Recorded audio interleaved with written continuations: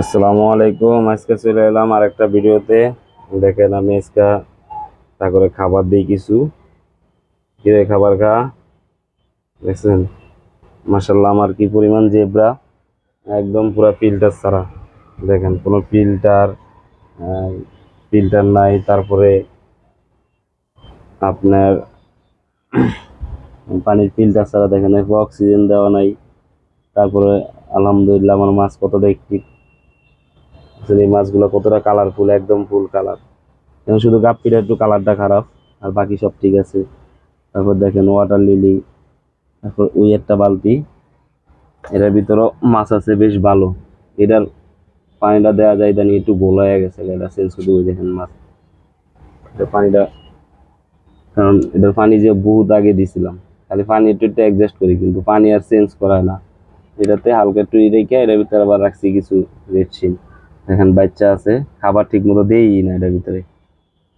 এই দেখেন, খালি এদেরকে ঠিক মতো একটু খাবার দেই, আর বাকি কাউরে ঠিক মতো খাবার দেওয়া হয় না। দেখছেন আমার এই সেটআপটা। সামনে আবার কিছু, এই দেখেন সামনে কিছু প্লান্ট দিয়ে দিছি। দেখেন এই সেটআপটা আপনাদের কাছে কেমন লাগে অবশ্যই জানাবেন। অনেকেই চিন্তা করে যে এরকম সেটআপ কিভাবে দিল, দেখেন আমার প্লান্ট গুলা কত বড় হয়ে গেছে। আবার আরেকটা আছে, ওটাতে দেখায় আপনাদেরকে, এই যে এটা আমার, এটা কিন্তু প্লান্ট আজকে প্রায় অনেক দিন যাবত কাটতে পারে না, কি পরিমাণ প্লান্ট দেখছেন, অনেক ঘন।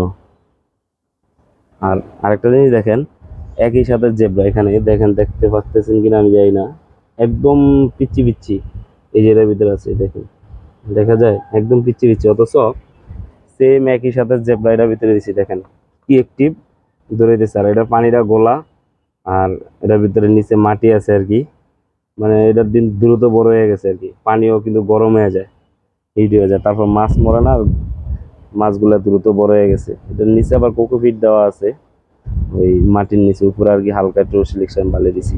তো আমার সেটআপ গুলা কেমন লাগে অবশ্যই আপনারা জানাবেন।